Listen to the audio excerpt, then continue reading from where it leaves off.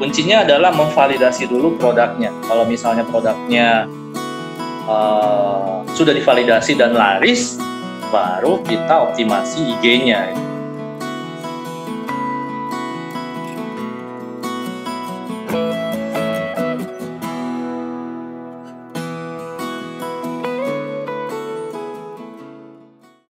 Halo Mas Noval. Iya. Boleh minta tips-tipsnya untuk optimasi IG biar kebanjiran orderan. Nah itu. Minta tips optimasi IG biar kebanjiran orderan.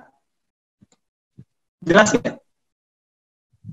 Biar kebanjiran orderan. Ya itu tadi itu udah banyak ya dari awal. Jadi yang pertama adalah kita harus validasi dulu tuh produknya. Produknya laris apa enggak. Jadi memang di awal itu saya di mentoring saya itu saya selalu bilang ini produknya laris apa enggak. Cuma kamu optimasi IG-nya kalau produknya itu enggak laris. Jadi kita harus validasi dulu tuh produknya. Kalau misalnya produk itu sudah divalidasi dan produknya laris, kita udah tes market. Oh ya udah pasti tuh kalau mau optimasi udah pasti penjualannya dan orderannya pasti banjir banget gitu. Dan sudah banyak teman-teman saya yang membuktikan itu gitu. Kita udah banyak membuktikan. Biasanya kalau Java Wallpaper untuk validasi produk itu melalui story. Jadi kalau teman-teman buka story kita, itu selalu kita mencoba upload produk-produk yang belum pernah kita upload ya. Belum pernah kita upload di feed. Nah, itu kita coba angkat di story. Misalnya produk itu banyak penjualan, nah itu kita coba gali lagi lebih dalam produknya. Misalnya kita buatin konten, kita buatin unboxing, kita buatin foto dengan model, biasanya seperti itu. Jadi kuncinya adalah memvalidasi dulu produknya. Kalau misalnya produknya sudah divalidasi dan laris, baru kita optimasi IG-nya. Tadi pertanyaan yang tadi udah dijawab ya Mas Noval ya? Ya. Oke. Sekarang pertanyaan nomor 2. Mas Noval tolong diperjelas tentang validasi produk dari Mbak Indah. Oke, Mbak Indah, ini aku tanya balik ya. Mbak Indah produknya apa? Mbak Indah tuh fashion kok nggak salah. Oh, ini Indah yang kemarin jadi panitia ya? Yes, yang jadi panitia FGD.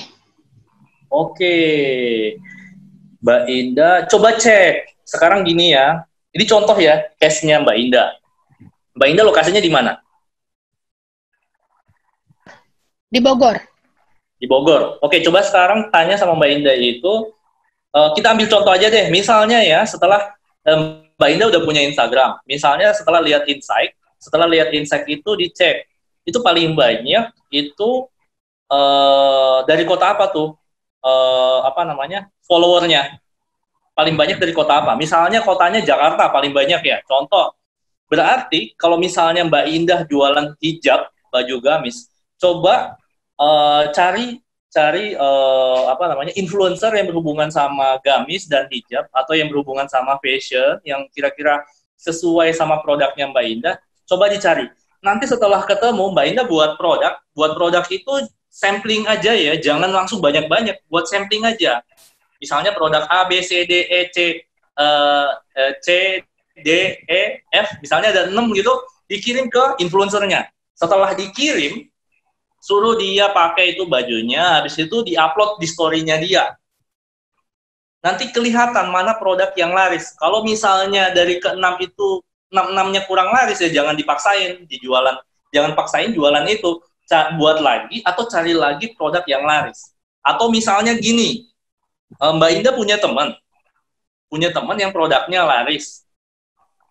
Coba aja kerjasama sama dia, ini bisa nggak dijualin? Habis itu dites di marketnya Mbak Indah, coba upload di story, kira-kira bisa laris apa enggak? Kalau misalnya produk itu laris ya udah tinggal kerjasama, tulisin aja. Nah kalau misalnya produk itu laris, baru persediaannya ditambah, stoknya ditambah, jadi benar-benar nggak ada miss sama sekali, benar-benar nggak kepleset lah istilahnya. Benar-benar nggak mungkin teman-teman itu gagal di Instagram, itu benar-benar nggak mungkin. Kalau misalnya sudah validasi produk, Dan pasti kalau misalnya kita bisa validasi produk, dan pasti produknya itu laris dan akan selalu laris. Mungkin ya kosong, bisa jadi kosong gitu. Halo? Ya, halo. Ya, Mas Noval. Kira-kira gimana? Cukup jelas nggak validasi produknya? Itu simple banget sebenarnya validasi produknya.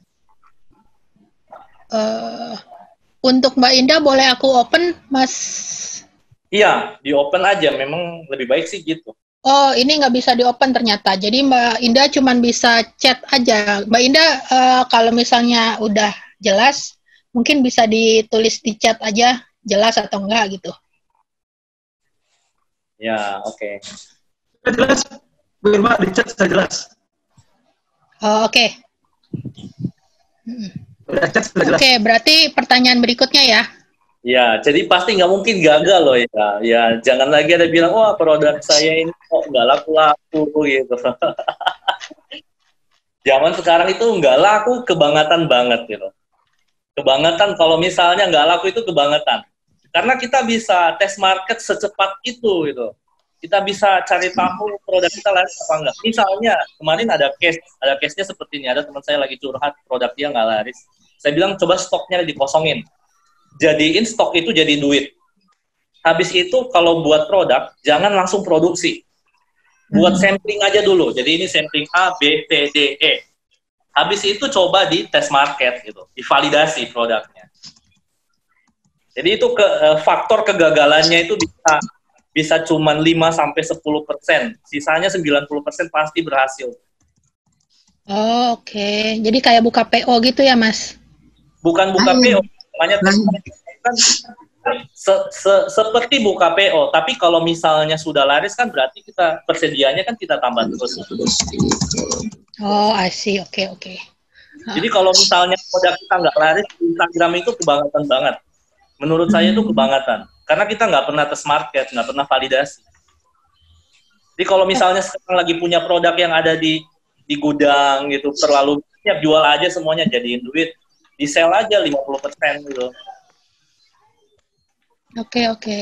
Nah, pertanyaan berikutnya ya, Mas Noval. Ya. Di masa krisis begini, banyak orang berusaha bertahan hidup, salah satunya dengan menjadi reseller.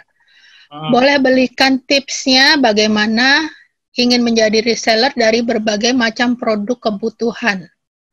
Jadi resellernya nggak cuma satu produk doang, tapi macam-macam, Mas.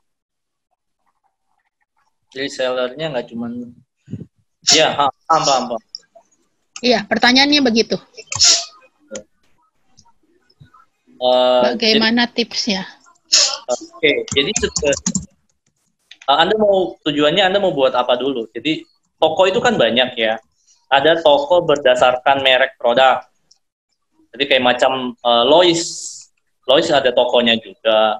Tapi Lois ini maksudnya department store seperti Matahari. Anda mau buat seperti Lois yang benar-benar toko bermerek produk, atau departemen toko yang seperti departemen store ada menjual berbagai macam merek. Contohnya lagi itu ada toko Sony, tapi ada juga toko seperti Hartono Elektronik yang jual berbagai macam merek elektronik. Kalau di Sony aja kan, atau di Apple aja kan dia hanya jualan mereknya dia. Nah, kalau Anda mau jadi Hartono Elektronik silahkan, mau jadi tokonya Apple juga silahkan. Yang paling penting adalah bisnisnya itu sesuai dengan kategori. Jadi kalau misalnya elektronik ya elektronik semua. Jangan ada elektronik terus campur sama fashion gitu. Jadi nggak nyambung gitu. Ya itu aja sih. Jadi nah itu kampanyenya itu ya nama tokonya. Jadi tujuan dari tokonya itu apa gitu?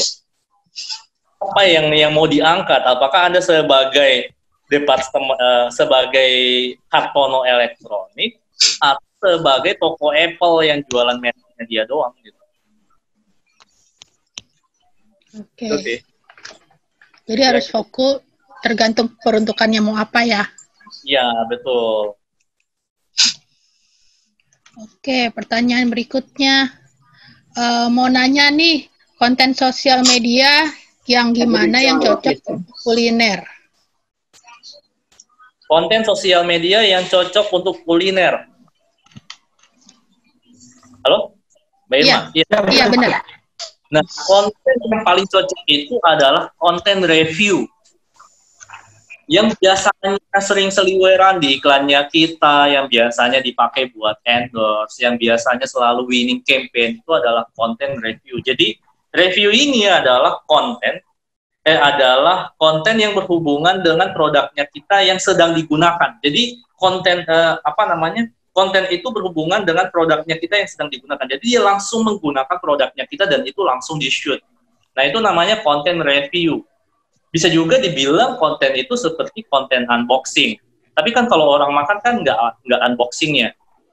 Jadi namanya itu konten review. Jadi pada saat dia lagi makan dan mencoba makanannya itu, nah itu yang paling bagus dia kontennya. Jadi semacam testimonial ya, Mas? Beda. Kalau testimoni itu kan dia setelah make ya. Oh, oke. Jadi pas kita lagi makan, kita, ini enak loh, ini teksturnya lembut atau lebih seperti itu ya? Kalau konten review itu seperti unboxing, jadi dari mulai disajikan, habis itu ketika dia mulai makan, habis itu dia rasain, rasanya kayak gimana ya? Nah, ekspresi dari wajahnya ngerasain itu namanya konten review. Biasanya sih konten unboxing kalau bukan makanan. Oh, oke. Itu tadi karena